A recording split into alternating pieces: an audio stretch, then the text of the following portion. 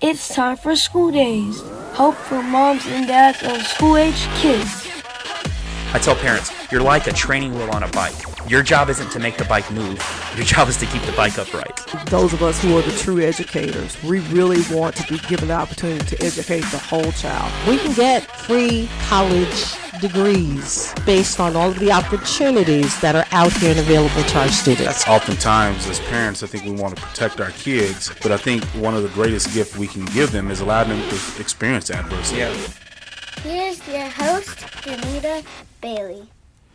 Well, good evening and welcome to School Days, Help for Moms and Dads of School-Age Kids. I'm Danita Bailey. Okay, and I am David Bailey. Last time we were on, she totally forgot to let me say my name, and so I'm a little traumatized by that. So, hi everybody, I am David Bailey. I put a note in my notes to make sure I didn't forget about you this year, dear, or today. So today we're talking about social emotional learning in light of the events of 2020. Social emotional learning, or SEL, is how children and adults learn to understand and manage emotions, set goals, show empathy for others, establish positive relationships, and make responsible decisions. Because of the roller coaster ride we've experienced this year, experts are adamant that schools must be prepared with solid plans to implement social emotional learning. And let's face it, we adults are having a hard time with all of this too. Don't you just find yourself feeling just a little bit crazy sometimes this year? I mean, how in the world are we supposed to navigate a global pandemic, social restrictions, questions and conversations about racial unrest, economic downturn, a crazy presidential election, etc., all at the same time? So imagine what's going on in the minds of our kids. So David, you're on week 2 or 3? So 2.5. So two and a half? We'll say 2. Yes. Okay. And so what are you seeing with your students? I am seeing a child trying to interrupt my session right now. Okay, thank you. hey, like I said, this is life, y'all. This is life.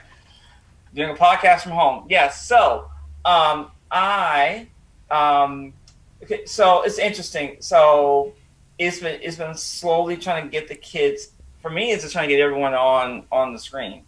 So, hey guys, welcome. Now I know they're listening and they're engaged, but they're hiding behind the cameras. So now I'm like, okay, now we're ramping up because we kind of taking a longer runway to get started with our classes, and so I'm saying, okay, we have to get used to putting on a camera. So then they'll put them on. So like 90% are on now, but I'm looking at a ceiling fan, or half of a face. Or one girl, she pop in. So, oh, I see your hair, and then she dart off. I see your hand. Oh, there she goes. And some people, you'll see just their eyes, or it's dark like a cave. It's interesting. I'm trying to make it so it doesn't feel, because we're coming into their personal space. This is their home. This isn't just being in the classroom. We're coming into their life in a sense, and we really don't know what we're walking into. Sometimes you hear parents yelling and cussing. Sometimes that happened yesterday. Yeah, I had a kid sign in. He signed in as pee pee poo poo, and we had to. Oh no, we got to fix that name. Literally, his name was pee pee poo poo. Yes, it was pee pee poo poo. I said no, and then I think I know who it was. And he took himself off, and he popped. Then another student popped back in with their proper name. So it's interesting. Pee pee poo poo. Yes. It took me a while to figure out what you were talking about. Yes, the name. It's like our names are on here. Yes. Yes. Yeah. So anyway, it's just I want my kids to feel comfortable with me. For me, it's been a lot about building the relationships. Now, one group of kids I'm having again because I teach them for 2 courses. So they're already pretty loose. But the new ones, I'm just trying to get them to let me into their life. This isn't just I'm your teacher. I'm coming into your life kind of. And some kids, I'm like, man, you live large. Some kids, I'm like, wow, this is you just don't know what's going on. And so I'm trying to be there and just be there in the best way that I can and support them, and just trying to gauge what's happening. And you have to kind of discern what's happening and what's not happening. So far, I haven't seen any major red flags, but it's been interesting. Then trying to teach with 3 kids, and kids trying to bum rush my screen while I'm trying to teach, and got to knock them upside the head to get them out the way. And so it's interesting. It's been interesting. You're not actually knocking them upside the head, right? I thought Our children. Hard. I push. Not hard. Not hard. That's good. I say, go on, boy, and I just push them off the way. Yeah. So. Yeah. Well, my heart goes out to you guys because, amidst all the technical issues, you've got, parents being, although parental involvement is a great thing, sometimes we're seeing that it can be a little disruptive, at least in our experience with some of our kids in their classes.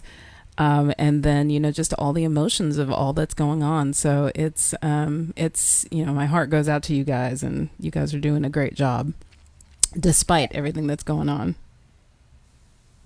Thank you. You're welcome. So today we've invited experts who teach social emotional learning to students and teachers to give us some insight and tools to help us navigate all of this. But before we go any further, let me just say that it does take a village.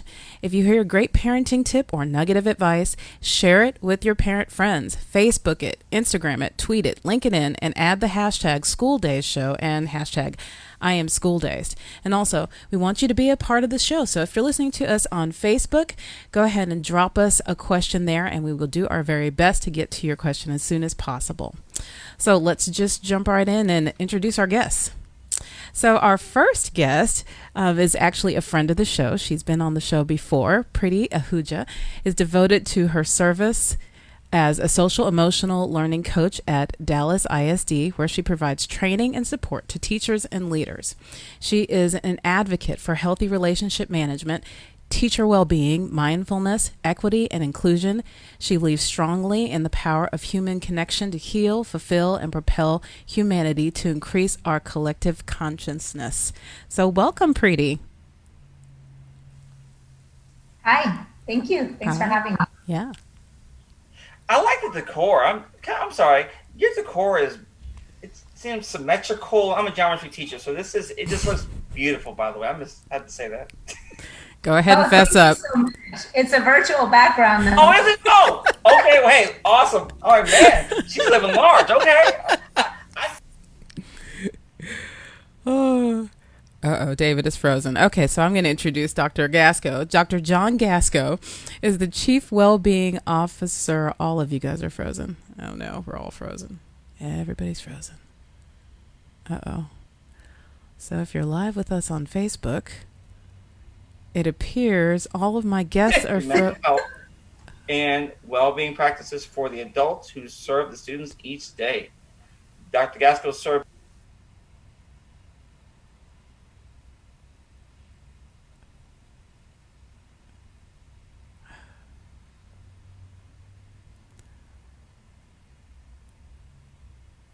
Well, hopefully Zoom's not having the overload. Dean, teacher, and school leader preparation through competency-based education combined with innovation.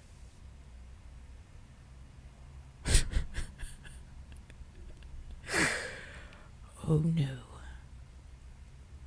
All right. Well, if you're live with us right now, go ahead and put something in the chat. Let me know if you're hearing them or if you're just hearing me. Emotional learning. Well, thanks, David. Thanks for having me, Dinit. I'm excited to be in your company and glad to spend time with all of your listeners. So we appear to be having some technical difficulties with Zoom here. Can you guys still hear me? Nope. The audio is off. Thank you, Emily. Yeah, I can tell that. I'm going to have to stop. Oh, y'all are back. Oh, no, you're back. Was I gone? All of y'all were frozen. And you're frozen again. Oh no, Zoom.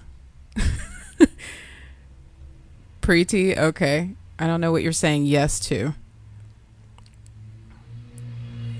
We just hear you and them in and out. I think you said.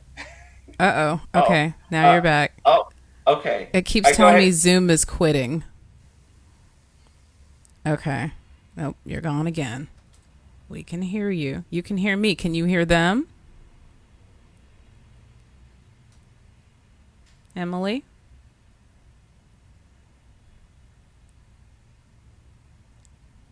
Okay, I'm going to restart Zoom. Well, I will introduce Aja. Aja Simmons is a passionate educator mom. She currently serves as... Okay, I'm going to have to restart Zoom. So sorry about this. But as you know, Zoom has been having some technical difficulties this week. So, let's see. And the teachers are dealing with this. In the Oakland... Task manager. Don't send. Okay. This is funny. Okay, let me start the meeting again.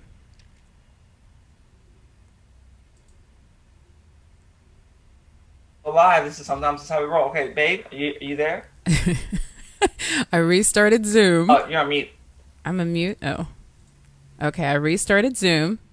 Okay. Are we all... Everybody move a little bit so I can make sure everybody's back. Okay. Oh, sweet Emily is online with us, and she's trying to clue me into what's happening. Okay. Did everybody get introduced? Yes. Excellent. Yes. Okay. And it says I'm the host now. All right. Well. There you go. All right. Emily, do you hear both myself and my guests now?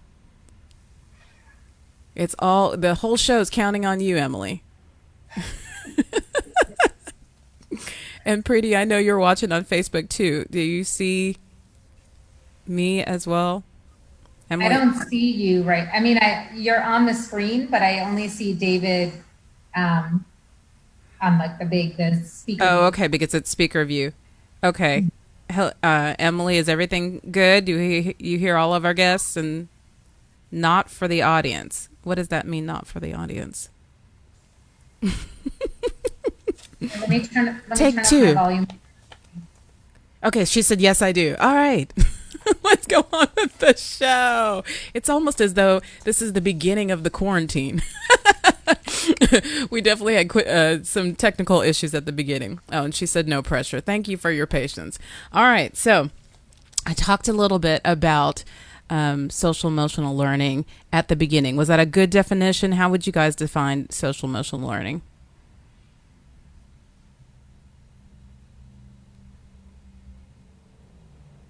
Can you guys hear me? Yeah, we can hear you. I think the opening of the show was a perfect model in connection to what social and emotional learning is. It's about, thinking about our emotional state, the fact that we're social beings interacting, and the fact that those skills are skills that can be learned over time. It's not innate. We can actually learn the skills that we need to manage our emotions and to engage with people effectively in school and in life. Mm-hmm. Mm-hmm. And I would just say, this is not a training, so I don't have to give like a proper full definition of SEL. SEL is just life skills. It's everything that's social and everything that's emotional. So it's all the tools you need for the inner and outer work of life. You can't really live without your social identity or your emotional identity in a good way. So schools are back, or at least they will be back if they haven't returned yet, and they're anxious to tackle the gaps in education that have been created by the closure of schools. So why should SEL be made a priority for schools in the light of what all's been happening this year in 2020? I would say that, it's fundamental to be able to engage in SEL at this time, because it's really about restoration and reconnection. And for many people, we become alienated to ourselves, we become alienated from others. And so, really doubling down, the gaps aside, really, social and emotional learning is fundamentally about what it means to be a human being. And during this time, especially, keeping that front and center, the fact that we're all human and we have this innate need to know ourselves and know others, regardless of what's going on, is super important. I want to add that, just in general, I think sometimes when it's easy as an educator and as a student to, you're so focused on the content, that come in classroom management and making sure that they're staying on task. But these are human beings that are coming into our classrooms, and these are human beings that we're seeing virtually. And over the years, the stories of what's going on in some of the homes of some of these kids has been it breaks my heart. And I've seen some pretty traumatizing things, and yet they're so called to keep up with their work. And then as a father of three myself, and coming to, oh, there's some guy right behind you, babe. I don't know. He's all up on the window too. All up on the window. Oh, is he smoking? What's he doing? You digress. I'm sorry. You turn around, you'll see. Anyway, wow, this is so funny. But also, just as a teacher, I gave birth to two of our three kids. I was finishing up grad school when we had our first child, so I was that student, on fumes, trying to get to the finish line. But then also with two more kids while being a teacher, and had a couple weeks off. But it's back to life, and then I come home and they're like, "Take this, baby," and I'm like, "Baby, I got papers to grade, take this, baby," So it is what it is. But we are human beings, and we have lives. Our students have lives, and we have to take that into consideration. And I think earlier in my career, this wasn't really SEL wasn't really a term that I heard much of, if at all. But the more that we're getting into where we are in this season, that it's extremely, extremely critical, because we're teaching and students are learning, but we're human and we're living life like the guy smoking his cigarette or cigar behind you. Yes. You're so funny. So why is SEL important this year? So in order to learn anything in school, people are going to need to be motivated. And there's been a huge cutoff in motivation, because I think, there are three key drivers of motivation for any human being, no matter how old you are. And that is safety and connection and pleasure and reward. And all of those have been disrupted. I hope later we can talk a little bit more about safety and how to build that and what that really is. But we can't teach without restoring some of those levels of motivation, right? So even as adults, like, what drives us? Do we want to sit and watch a math asynchronous webinar? Or do we want to, get on and connect with our colleagues and get on a schedule and have be given some choices and some control, right? Which we've lost. And so, I think motivation levels are low, and there's going to be a great need to activate in those three areas to raise motivation levels. Well, let's not. Oh, I'm sorry, Aja. Go ahead. I just wanted to add really briefly. Preeti started talking about disruption. And if we think about what's happened right now with the COVID situation, we've all experienced a disruption in how we relate to other human beings, right? A disruption in our patterns of relationships. And so I think it's really important now to consider the learning part of social and emotional learning, because we're learning again how to be in relationship in this new context, right? So why SEL right now in school because our students are relearning what it means to make those connections, to build those connections in a different environment. Right. And we have to support that. And us as adults, the same thing. Like we're relearning how to relate with our friends, our family, how to be intentional. And I think approaching this moment from a learning stance is really important to keeping our social and emotional well-being. Yeah. So, Preeti, you mentioned safety. I don't want to put it off because I don't want to forget about it. What do we need to be thinking about as far as our children feeling safe and whatnot? Well, I think you said the key word there, which is feeling safe. You know, no matter how safe we think our kids are or we are, it's all about how we feel. So if you look at any resiliency survey, it's always gonna go on beliefs. I believe that during quarantine, my mother loved me and showed me care. All right, you know what I mean? So it's really, really based on beliefs. And I think we think of safety as like physical safety. But when you consider psychological safety, that can come from so many different things. So I was telling you guys before we got on that my kids are back on a schedule now virtually. And there's just a certainty that comes with that offers safety. I know what's going to happen next, right? There's choice that comes with that. I'm going to do this, and this for myself today. There's agency. And all of that offers a level of safety that I think we don't think of it as safe. We're just thinking our kids feel physically safe. Also, in a classroom community, safety gets built really slowly over time. So when David talked about, kids keeping their camera off, if you think about in the beginning of a school year, when you're getting in a circle to do a community meeting or a morning meeting, they've got their hands put away or their hoodies on, or they're trying to hide because it's not a safe place yet.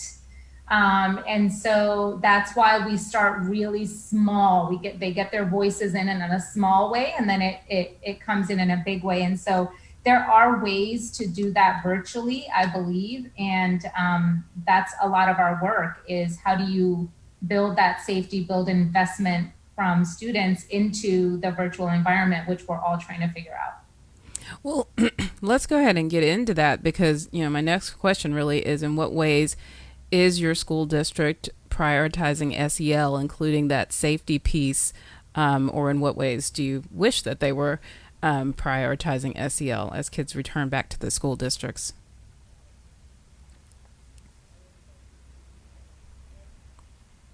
Don't all answer at once. I can jump in on that. So in Oakland Unified, we have kind of prioritized launching the year in relationship.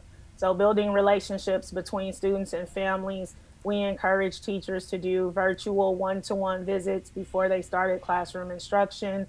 We're centering adult relationships, trying to make sure that principals and leaders are thinking about teachers not being in isolation and building connections at the staff level.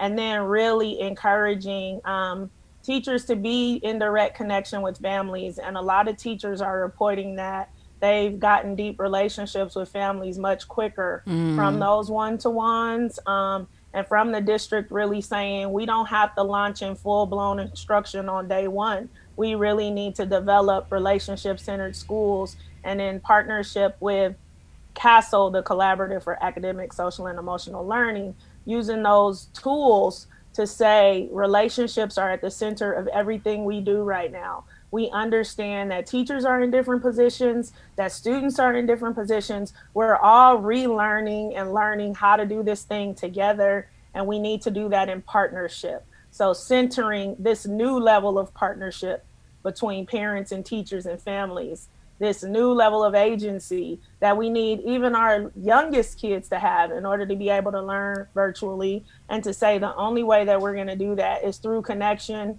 through, grace, flexibility, and wellness, and trying to pass those messages on, not only from a communication standpoint, but really trying to push that those things are evident in the way that we encourage teachers and leaders to start the school year. Go ahead, John. Looked like you were going to chime in. Yeah, I like what Aja says, and the word that comes to mind is, for uplift education, we're a network, community ecosystem supporting scholars, 43 schools, and we tried to think about this as building on-ramps for our scholars and families, and doing that as we kicked off the year a couple of weeks ago in a sort of staged way. So I know David, as a teacher with Uplift, our first week was spent kind of doing virtual home visits, sort of establishing, as Preeti said, a container of safety, so that parents could, get positioned for how they could support their scholars learning. We went super, super tactical in that we created a field guide. It was kind of modeled. When I grew up as a kid, my dad was in the Army, and he used to have these cool manuals, and you could like open them up and learn how to camp and stuff like that. So our network built this field guide that really drilled down into how we were going to structure SEL activity every single day for the first 3 weeks of school, which we call Scholar Leadership Academy. And so I'd love to hear from David how it's going. But one of the things our district did in an unprecedented way is basically the first 90 minutes, for the most part, of every single day is all about how to appropriately welcome scholars, and then build social and emotional well-being and competency by focusing on what we call the Uplift 5, which, as Aja mentioned, is grounded in some of the work of Castle, but we've added something that I think is really important to recover if we're to be successful during this time, and that's physical education. So movement is a big part of what we think we need to do. And so kids, have to get out the issues in their tissues as they begin school. So again, at Uplift, we really tried to be tactical in planning a lot of things for teachers so they didn't have to do a lot of work. And so right now we're in the middle of that, and we'll see how that goes. So do you guys find that this is, so we have listeners all over the United States, all over the world. Your schools are implementing SEL, I think, possibly in an unprecedented way.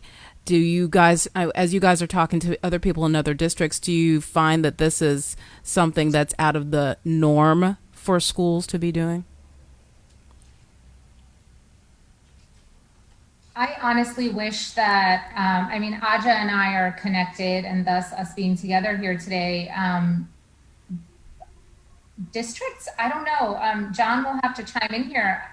I wish there was more collaboration, at least at my level, with people in other districts. We seem to just not connect, and it might just be because of the momentum of the work right now and the unique needs in every district. But as far as what is normal, and these are Aja's words, every leader is a new leader this year. Every teacher is a new teacher this year. Every parent is a new parent, and everybody, she articulated it so well last time we talked.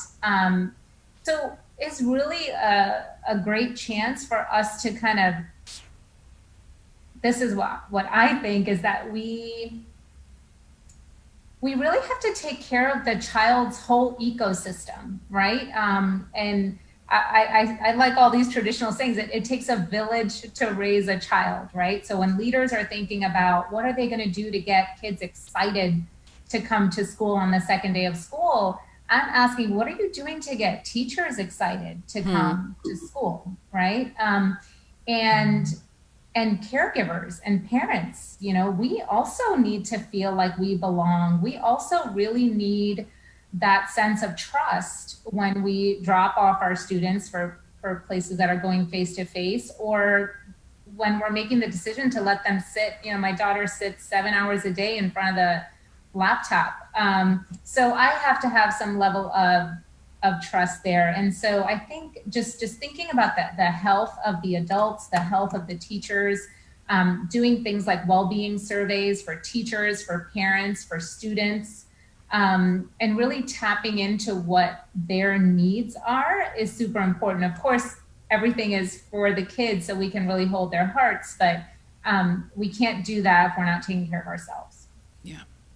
I'd like to add some insight with this. So, in being candid, so John, when you came on to Uplift, we have a intranet site of announcements, and he came up and said, "We'd like to welcome our Chief Well-being Officer," and I'm like, "Oh," and I was like, "What is that?"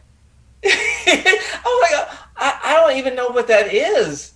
I'm like, oh well, keep on going. And then then he came to our campus, and guys, first of all, you probably can tell by his voice, he's very soothing. So and he came and spoke to our staff, and as he should I was be. just like, oh yes, wow. I mean, I almost just like, it's just relaxing, and he could tell me a bedtime story, just doze off, but then when the pandemic hit and we were home,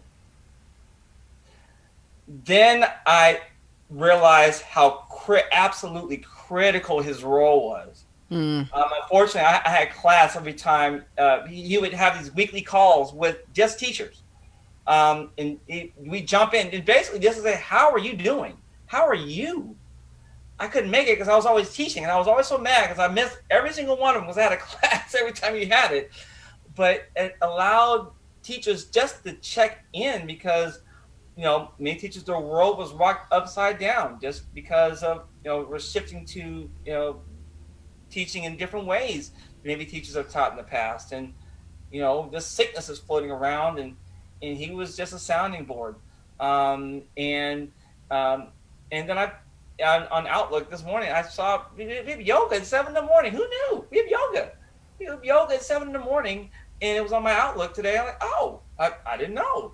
Here's yoga. Who has yoga for teachers? So I'm just saying that I'm realizing, like, well, now, I mean, not like now, but that this role, I'm thinking every single organization should have this role.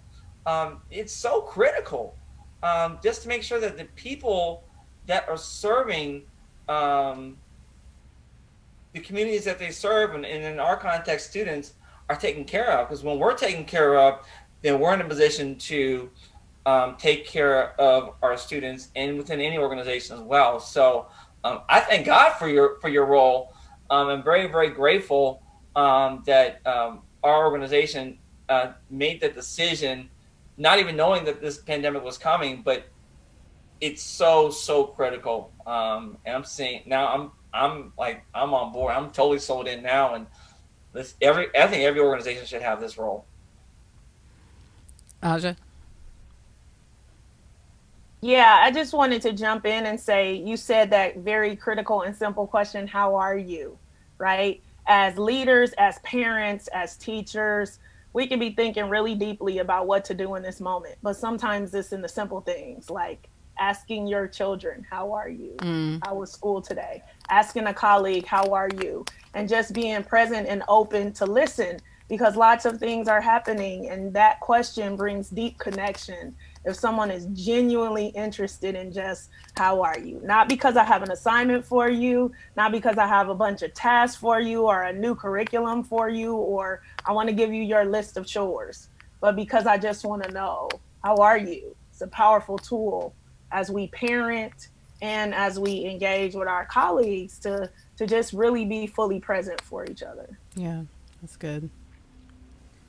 And I think, I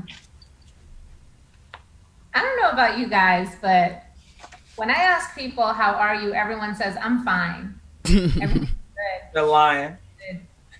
And you know it. And I'm like, I know my kids are not the only ones struggling with anxiety right now. I know I'm not the only one that's just drowning with everything I have to do and just being out of normalcy.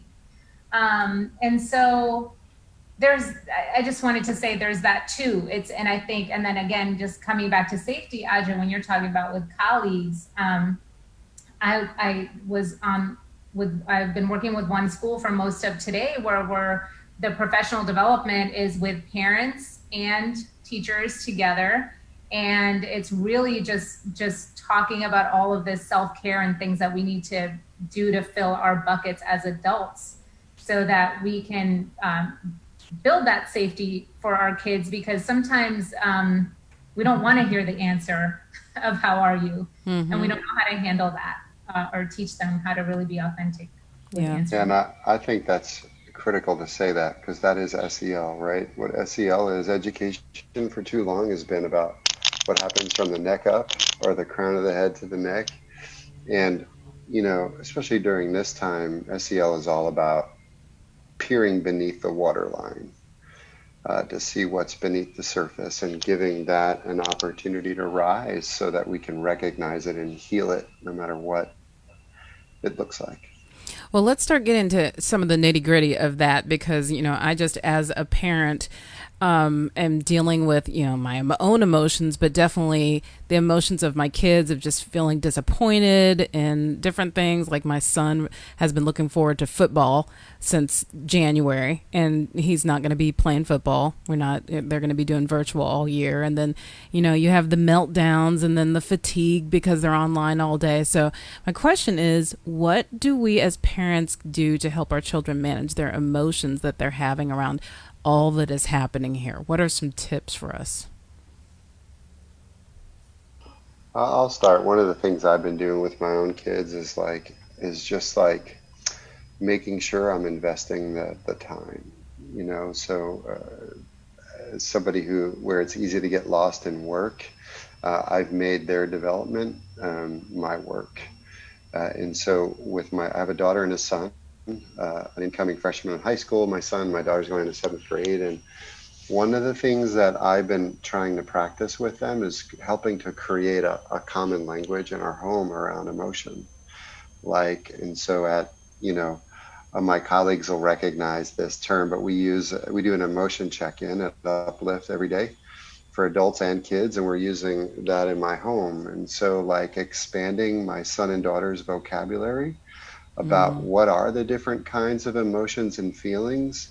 There's power in that naming. And sometimes we get together and have morning meetings. That term's going to sound familiar, just as a family.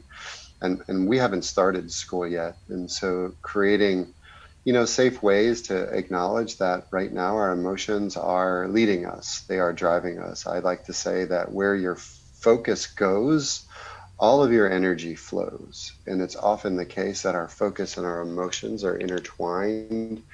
And so really being intentional with our kids at home around expanding their vocabulary to talk about emotion, to name it safely as it arises, and then giving them tools on how to process and deal with it, I think is key. That's so good. My daughter is 5, and so one of the things that I find really critical is managing my own emotions, and just modeling for her what it looks like for me to manage my emotions, because there's so much going on. You turn on the news, and I'm in California, and the state is burning, and lots of things are happening on a daily basis, and I'm still trying to be a good mom. I'm still trying to support schools and work my full-time job and support other members of my family. And sometimes that's frustrating, right? But I cannot move forward acting like grief is not present, fear is not present, that I don't have moments where I'm about to pop my top.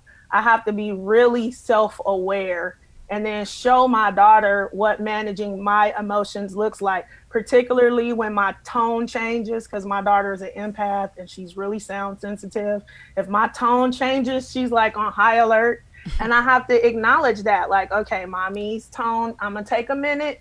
I'm gonna let you go in your room, and we're not gonna even deal with this right now, because I need to bring myself down to equilibrium in order to have this conversation with you. So I think it's really powerful to be self-aware and to give yourself the grace to say, okay, everything is not cool today. I cannot ignore this pandemic situation and just proceed. And then I cannot take my emotions out on my 5-year-old child, because I'm going to be modeling for her bad emotional control. So I think acknowledging, being honest, apologizing is a big thing for me, even apologizing to my daughter when I know yesterday I may not have had that reaction to something you did, but today my reaction was over the top, if I'm honest.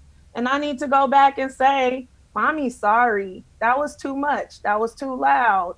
That didn't work. You didn't deserve it. You didn't see it coming because that was about me. It wasn't really about what you did. And let's talk about it and let her say some things back to me. And I know, this is not how I was fully raised, but also giving her that same grace. Because the other day she told me to stop telling her what to do. Okay, we're in a pandemic. We've been stuck in the house together. You hear me all day. You haven't gotten to hear your teachers or be with your friends. So today, me telling you what to do is too much. I'm not going to pop off on that today and correct you. I'm just going to give you a break for a moment. Then later, when we come back and sit down, we can go back and say, now, what was that about? And why did you say that? And, I'm here to support you and help you, tell you what to do. But in the circumstance, I'm like, man, we've been together with no breaks from each other for a long time. Maybe you're just a little bit sick of me telling you what to do. And I'm going to give you a little bit of room for that to be true. And then say, that didn't break our relationship. It didn't break how I view you as my daughter. We can sit down later and talk about that. But in this moment, I'm going to let you go in your room because the circumstances are different. And I want to make room for her to be able to express her emotions without learning from my reaction that emotions are to be suppressed and there's no room for them. So I think that's self-awareness and modeling, and then just making some space sometimes for our kids to have some emotions and then develop the tools to be able to manage them.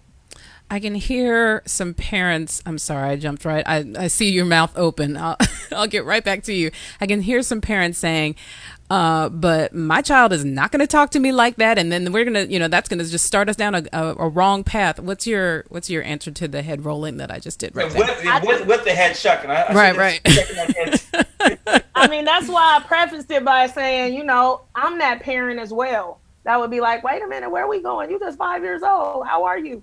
But it's a lot. Like, you didn't get to go to school. You haven't seen your friends. It's just me and you. You don't have any siblings. So I kind of understand how my daughter's context has shifted, right? And you trying to move around the house and not be stir crazy. You haven't got to play with your friends. And today, me telling you that last thing I told you to do, you just weren't ready for. But it's like, I know her. I know who she is. I know she's not disrespectful. And I know she just said something. And so given the circumstances, I'm saying, if I want her to give me grace when my day is not good, and I just, because sometimes we do, if we're completely honest, we take things out on the people in the house with us that they don't fully deserve and are not ready for, right? And that goes both ways. And in order for me to model that and for that to be true, and for me not to make her think, okay, we're in a pandemic, but you're supposed to be happy all the time. We're in a pandemic, but you're supposed to never have an attitude. We're in a pandemic and you're supposed to never be sad. If my reactions to those emotions, I may never say that, but in my reaction, I'm saying that. That's so good. I'm saying, stop whining, be quiet. Why are you talking to me like that? It's like when my unspoken message is, there's no room for your emotions in this pandemic and in this new situation. Right. And I would, that's dangerous. And I keep reminding myself that this is temporary. We're not going to be in the middle of a pandemic forever. I'm not going to ruin my children by, allowing them to speak to me in a way that they normally wouldn't under the circumstances. We probably don't have too much longer before we can, find a vaccine or find some way for us to get back to a little bit of normalcy. And so, giving them that grace, I think, is very important and appropriate. Preeti, go ahead. I want to echo everything that I just said because there's so much, there are lights shining now on all of our patterns of interacting and ways of being with each other, and they don't work in this context. And these are patterns that, we've developed over so many years. They're not easy to get out of at all. But I think one really powerful thing is learning and understanding what has happened to our brains and our bodies at this time, and also teaching that to children, because what has happened is that we are, again, those three things: safety, connection, pleasure, and reward. Those are all disrupted and we've become unrooted. And that for that reason, where our windows of tolerance are very low for adults and for children. So it is not the time for, I love throwing my husband under the bus, for my husband to say, you left the lights on again.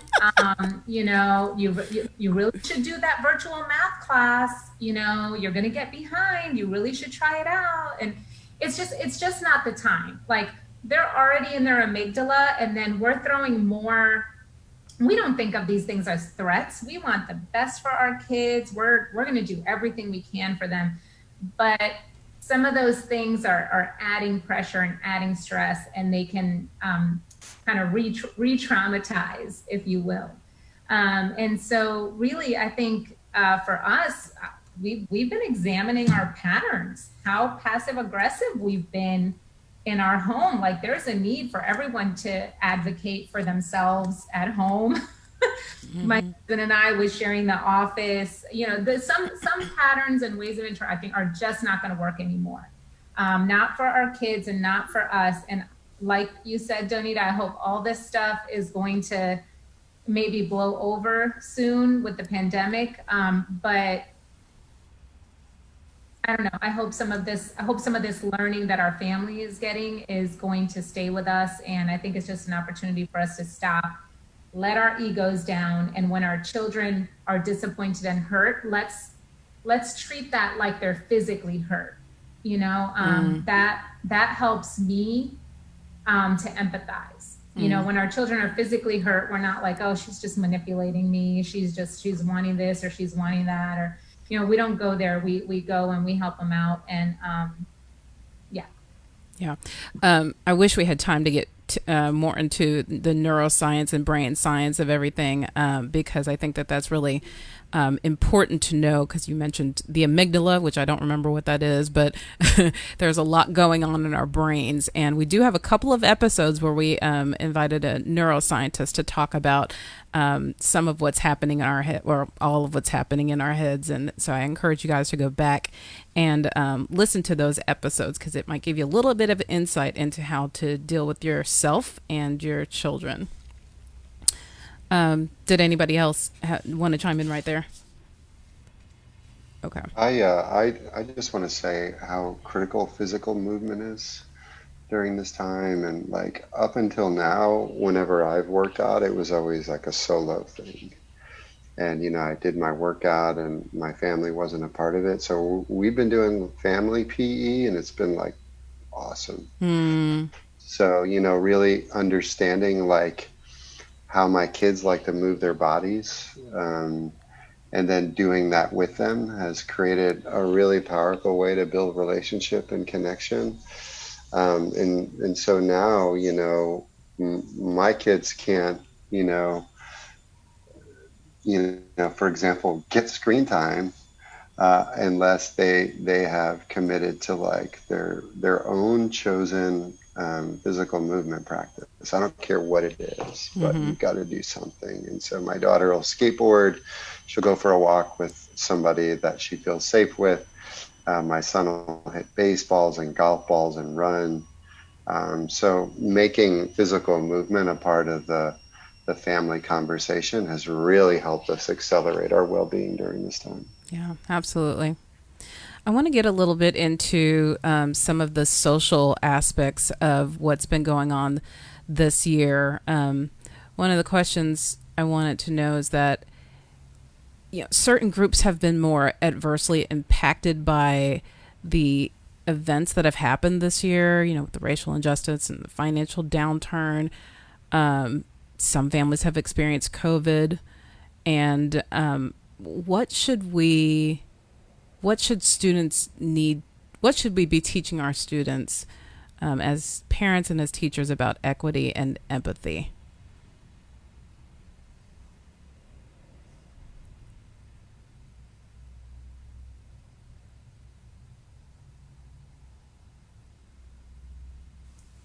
This one is so complicated. I know. I'm like waiting and looking to see who's gonna jump you in first. On this one, right? I think it's so complicated, and just in terms of how we should approach this moment. But I think the the thing not to do is ignore it, right? The thing not to do is not talk about it at all. I think starting with just helping our students understand how they have been impacted by what's going on, or how your personal family has been impacted, what is meaningful to your family in this moment, and starting there before we move on to talking about other groups. Because I think that that self-awareness will help students to engage in conversation when they realize that things are different in other places.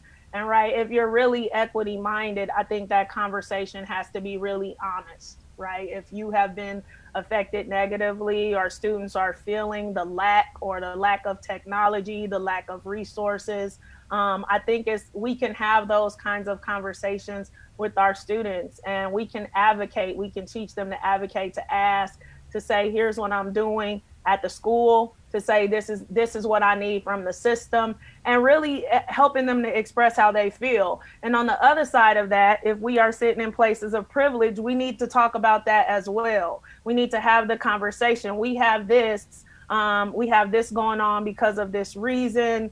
We need to be honest about, I think some historical things. We can't ignore what's happening on the news. Our kids see it, they hear us talking about it. And then I think making sure that schools, if I talk about it from the place of school, first of all, this conversation can only be had in a place where belonging has been established. Because if you're not careful, you can cause unintended harm by starting a conversation because it feels like something you want to do, but you haven't established the proper relationships in community with those students. Because when you open up this conversation and you get the raw student reaction, if the community is not ready to dig in, you can cause more unintended harm, right? So I just think starting with having these conversations at home with our own children, and starting personally and then going abroad, and then making sure that we are holding the system accountable to doing right by our kids. So like for my child, for my nieces and nephews, as a parent, I want to make sure I'm showing my children that I'm holding the system accountable for doing right by you. If there's tech to be had, we're going to get it. If there's not tech to be had, we're going to advocate for it. We're going to do all of those things, because this is not about something that we don't have. This is about a system that is not treating people the same way. And we want to be able to advocate. I think that's where to start. Just as a parent, if I'm speaking from a parent's perspective, is hold your school accountable to doing right by your children, and let your children see you doing that. And then have some honest conversations at home. From the perspective of a teacher, do your homework before you start having these conversations with kids. Don't just walk in, turn on the Zoom, and jump in. Get prepared. Think about who's in the space. Think about how you're going to hold the conversation. Talk to somebody about it so that you don't do unintended harm because you really weren't ready to open this can of worms because you hadn't done your work first. So we all have to make sure that we are critically self-aware and we do our work first. So good. I think that, Aja, that is critical. Teachers are going in and processing this with students, and that's why I think it's critical that they process it first as adults in their community, and they learn how to talk about this stuff. And when we're talking about children, children are so much of who they are, and all of us here, we were children, right? And so we all also have these internalized messages. And so when you have certain identities that are living in systemic oppression and constantly having questions about, do I matter? Do I belong? Will I be targeted? Will I be unsafe, right? It gets back to that neuroscience of always living in that unsafe space, which doesn't allow our kids to then really come out and fully be themselves and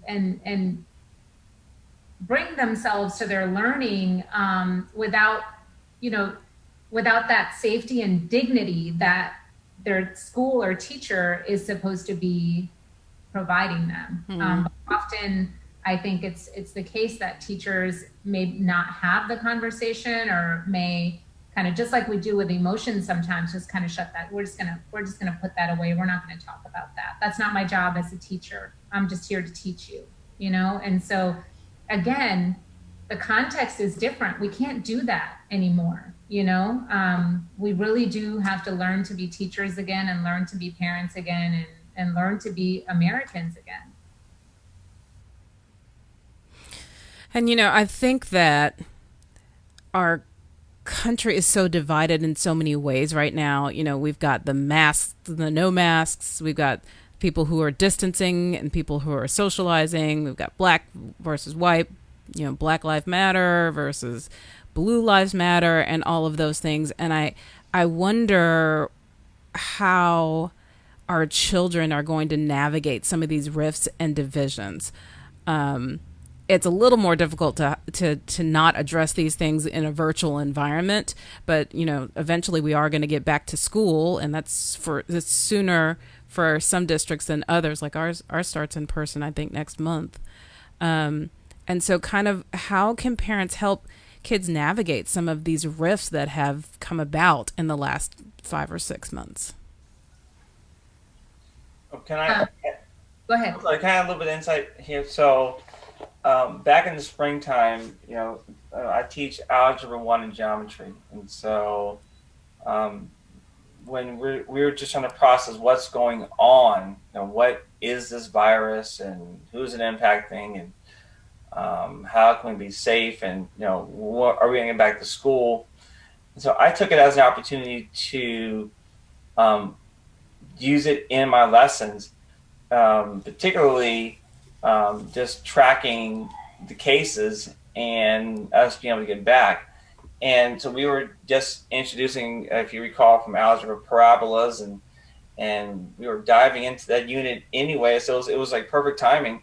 And so we talked about, you know, what makes a parabola go higher and what makes it go lower, what makes the curve go longer. You know, and then you look in the news, they're talking about flattening the curve. And so I tried to tie it into not just this is just math, but this is real life. Then we talked about, you know, so what may impact us getting back to school before the end of the school year.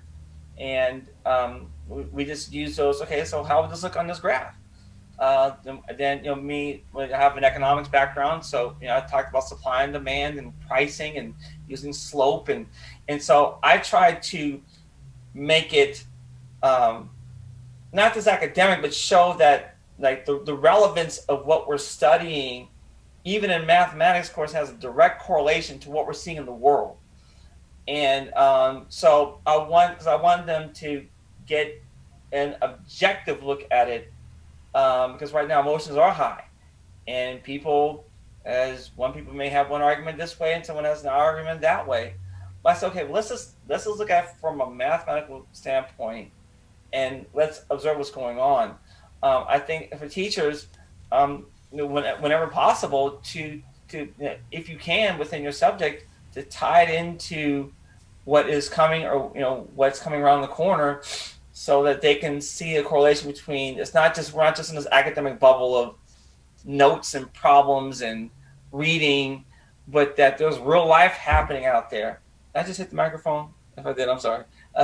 But there's real life out there with real things going on, and even though we're in our, you know, right now, our virtual classroom, that there's relevance in what we're learning, and that we can tie it out there. But let's take a look at it as we learn and grow, but also observe. You know, hopefully the purpose of learning is not just to take a test. I always tell my kids that all the time. I'm not here just to prepare you for a test. I want you to see how this ties into real life and be able to make real life decisions based on what you understand as far as your foundations in algebra and geometry. So, you know, for teachers, I think it's critical whenever we can to objectively look at things and take a look at both sides, you know, and then based on what we know and understand about what's happening, how can we come to some different conclusions using an academic approach versus just, okay, turn to page 72 of your textbook and do problems 1 through 6. That's not life. That's not life. Yeah, I think what you're saying right now is so powerful and relevant to like having content that's actually relevant and allowing students to learn, to share what they're observing and connect it to the actual content. I think that's spot on in terms of ways that teachers can help students to navigate. Thanks. I think too, back to the original question of SEL, right? Part of the way forward is learning these tools and competencies, right? Because, you know, I completely agree about content, but sometimes these issues can become overwhelming for people, and we can't necessarily think our way through them. Thinking has its limits. I think given the magnitude of what we're confronting, it has a place for sure. But, you know, I learned this term last year, that well-being inspires well-doing. And so if we all work together to support, you know, our children, our students, to develop a learnable skill called well-being, and finding goodness in themselves, and learning tools about how they can process, you know, what's going on the inside, as well as, you know, what's going on as they take the elevator up. If you can connect the elevator of the head to the elevator of the heart, I guess what I'm trying to say, we'll be better equipped to deal with, you know, continually difficult and problematic issues that we're confronting in our communities. Yeah, absolutely. So, you know, I'm just going to put myself out there. So, say it, Preeti, say it. First of all, I would like a economics lesson, David. If you're recording your classes, like, can you share some? Sure. I think, you know, again, we're highlighting that the needs are different now, right? And we have to parallel process this stuff as adults. So when you ask, how are you helping your kids deal with these divisions? How are you dealing with the divisions?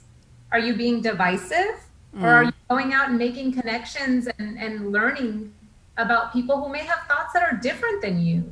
Are you creating communities maybe with parents in your classroom, which I'm doing with my daughters, so that when they do go to school and a child is not wearing a mask and another child or takes it off or something and another child says something, the parents aren't going to get into a thing because we care about each other. We know each other already, you know.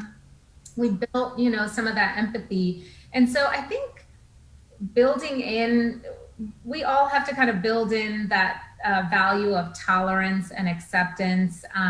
My daughters know, and I've had friends ask me, like, are you Democratic? Are you Republican? Like, they don't know, how could you be friends with me and that person? Like, because I love listening to different views, and I really, usually my girls, they don't know where we stand on issues, because and that's why I love debate for kids, because especially like public forum debate, they have to debate both sides of an issue. And I think that is so powerful. You know, if you hosted a little debate in your house, okay, you're debating this side, you're debating that side, and then you're going to switch. And, you know, tomorrow you're debating that side, you're debating that side. So, you know, just to help with empathy, everyone's doing their best. Everyone's evolved to be the way that they are and believe the things that they believe. And we all at the table, and we all deserve that safety. And it's hard to find those safe spaces where people can talk. And so a lot of the big voices that we hear are maybe the voices that haven't been heard, or just no one's listening. And really, they just need someone to listen to whatever they believe. I think the complexity of this, though, is like really acknowledging the systemic oppression part, right? Because some of the things that we see or that we're dealing with are deeply rooted in historic systemic oppression. and trying to find ways to make sure that our language reflects that, and that we're not accidentally supporting students to think that these things are just that way because people are a certain way, but helping them to really understand there are systems that are historic, and some of them have historically, lots of them, let me retract that, lots of them have historically oppressed people. And some of the things that are being manifested right now are a direct result of systemic oppression. And I think, just going back to the point I made earlier, if we can demonstrate for our children regularly that we're going to fight for the system to do right by them, I think that's an important piece of acknowledging the systemic oppression part. Because when students go to interact with one another or just observe things, they're observing on a surface. They're not observing with a deep historical understanding. And so holding that is really important for the adults in their lives. So this is a hard thing, because our beliefs and what we understand to be true are very ingrained in us, and doggone it, we're right. So what would you recommend? Because you said that the first step is kind of you acknowledging this as a parent. So what are kind of the first steps in doing this for yourself so that you can model this for your kids? Does that question make sense? Yeah. I think for me, just where we are right now is like talking about essential workers, talking about the number of essential workers in our family, speaking really locally about, what has happened in Oakland, what happens in Oakland, who lives here and what kind of work they do and how that connects historically, who's got, and not speaking about it like people have, this is happening to so-and-so, or you saw this thing happening to your friend, but I can just frame larger even for my daughter. Lots of people in Oakland are essential workers. They're doing work in grocery stores. They're doing work in hospitals. This is how some of these kinds of people ended up in these positions, and thinking about it separate from just this is what's happening to so-and-so, and really stepping out of it and saying, let's talk about the population. Let's talk about who lives in Oakland, the different people that live in Oakland, and what kind of jobs that they do, and how that makes them more susceptible and vulnerable to, what's happening. And some people want to wear masks, some people don't. Why is it important that we wear them so that we can protect those people who are doing essential work? And I love like the images of the heroes and just speaking about that really very locally in a way that younger children can understand. And for older children, you can just jump right in, and have some of those conversations and let them share some opinions. But I think for our smaller ones, it's about thinking about how can we step out just a little bit, keep it a little bit local, but step out just a little bit so that they don't think this is about individual people and what they have or don't have. But let's think about essential workers. Let's think about, what kinds of work and how does that make people vulnerable. Let's think about the medical system and things like that. So it's not too much for them, but it's just enough for them to stop looking at each individual person and start thinking about some of the systems, right? And how can we make sure school is a system? How can we make sure that school that we're enrolled in gave you your tech device? Did I call? Let's call the phone number and let's make sure we got the technology. Let's call the teacher and make sure we know how to log on, because we're going to keep asking until we get an answer, because that's how we're going to engage and push back and say to this system that we matter. Yeah. I know for us, and Aja, you said it, you have to kind of work in your own context, first. And so it comes back to what are you doing as a parent? Whenever you're talking about what are you going to do to help your child, it's what are you doing as a parent to process and understand all of this. And so as I'm doing my work, they're listening to me while I'm doing the dishes. I'm listening to, you know, a talk on caste by Equality Labs, and I'm sending it to them. Let's listen to this weekend and talk about it. So I think the kids, they're a part of the processing. Like, we're all a unit, especially right now, being in the house together all the time. They do have to kind of do that. I feel like a lot of that has to be done in the home, just because in school we don't have proper history being taught. My children have not learned about oppression in school, outside of maybe the Equity and Inclusion Committee, and then it's like this compartmentalized space, you know, separate from regular history. So, you know, we have to learn ourselves what the history is, and how all of this manifests in our system, and then bring it to our kids. We have to be able to answer their questions. Our kids have questions all the time. My kids have questions all the time about this. So I need to be able to answer them, and if I don't, we need to get on a scavenger hunt on the internet and find out, you know, what is the history of yoga, and who did develop the caste system, and is you know, anti-blackness a part of the caste system? Like, do people in India believe this or that? So we have a lot of those conversations on a micro level in our home, because we got to do that first, because a casteist mind system is also a racist mind system, right? And so just doing that walk within these different contexts, I think, within our own culture. Well, social emotional learning is such a rich, deep, wide, broad conversation, and we could keep talking forever. But I would be remiss if I didn't ask you guys if there are some resources that we can give to parents to help them in this area.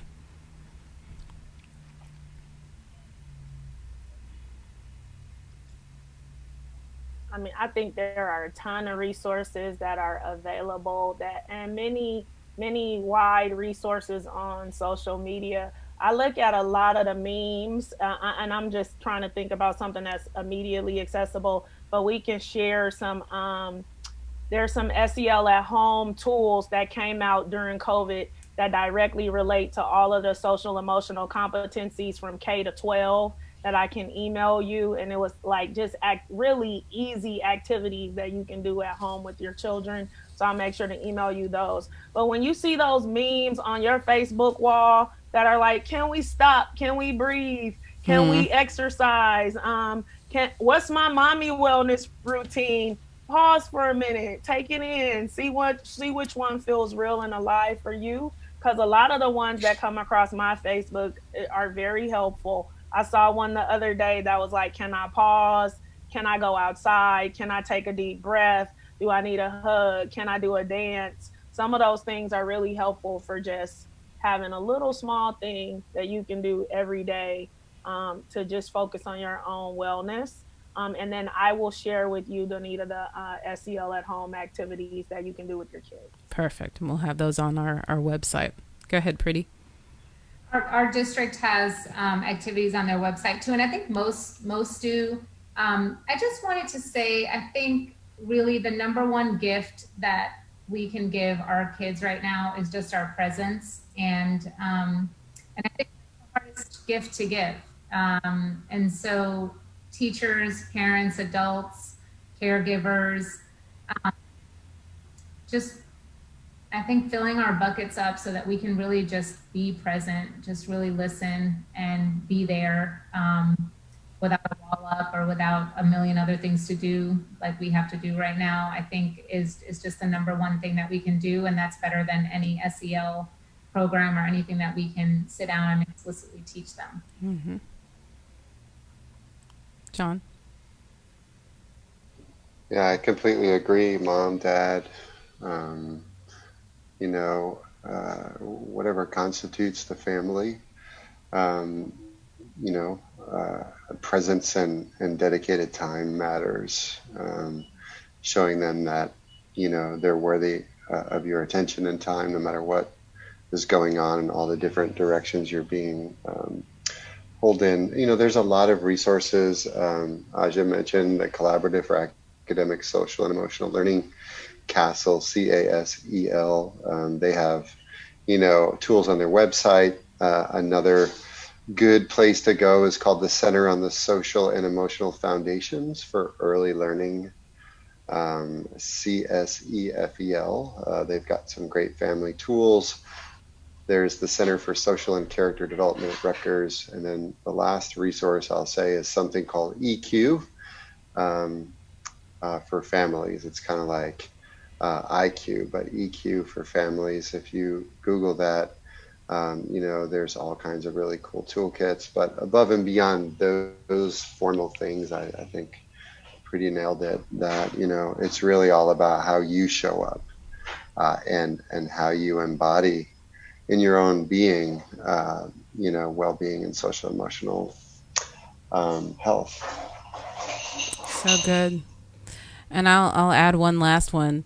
If you have not had the pleasure of watching Daniel Tiger's Neighborhood, he has a lot of wisdom put to song, things that will help you with anger or sadness, that will stick in your mind when you're feeling mad and you want to roar. Watch some Daniel Tiger's Neighborhood. Is actually very helpful, even for parents.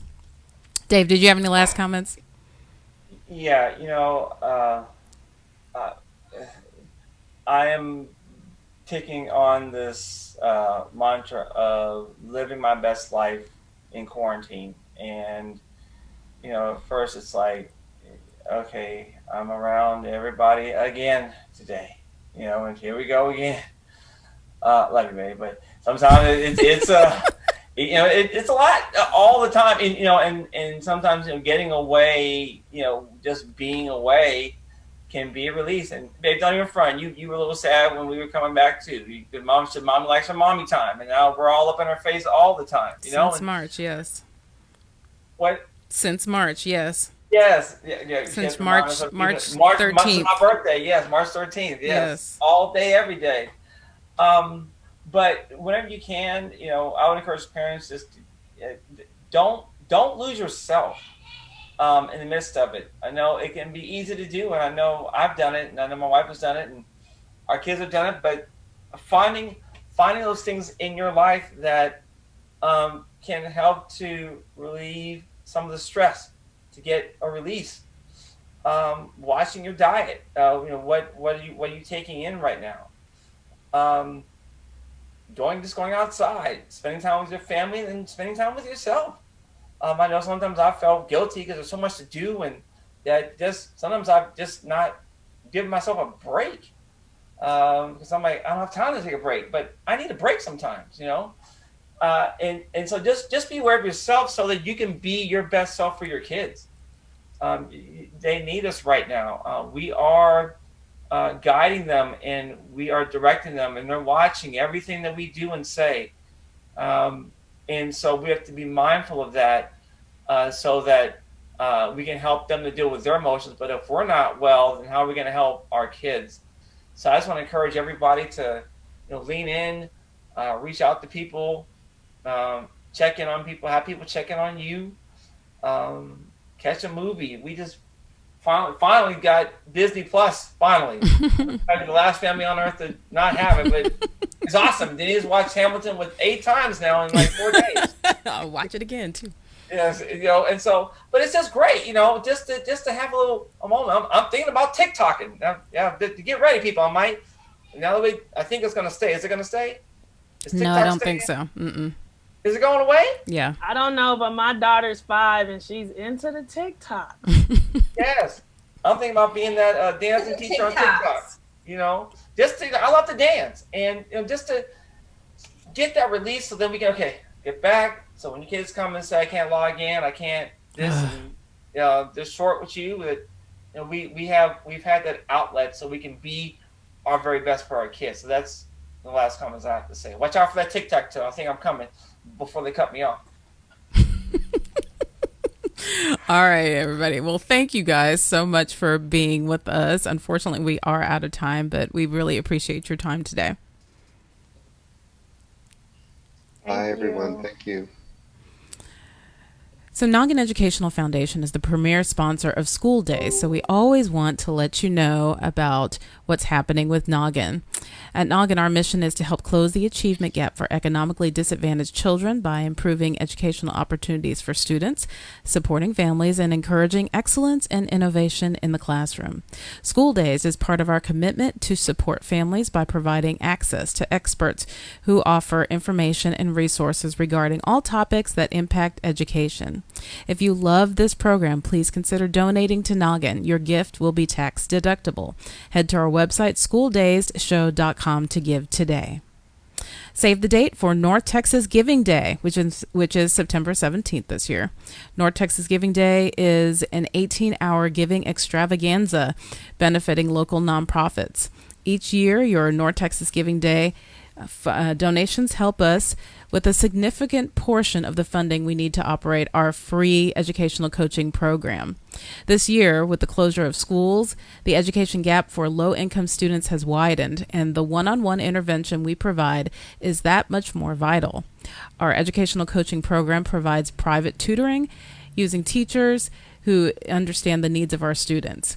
Your support on North Texas Giving Day has an immediate and critical impact on our ability to serve our amazing students. See our website, nogginfoundation.org, or schooldaysshow.com for more details and to schedule your gift today. And as always, head to our website, schooldaysshow.com, for more information about all that we're doing and for the resources that were mentioned here on School Days. And remember, you don't ever have to miss a show. Find us on Spotify, Apple Podcasts, Google Play Music, and pretty much anywhere you listen to your favorite podcasts. And don't forget to follow us on Facebook, Instagram, and Twitter at Noggin Foundation. That's Noggin. And last but definitely not least, we always want to end the show by saying that David and I are parenting by grace. We depend on, especially now. Especially now, yes. We depend on God to give us the wisdom and strength that we need to raise our kids into flourishing adults. And if you would like to know more about that, please feel free to email us at info@schooldaysshow.com. Have a great week and stay safe.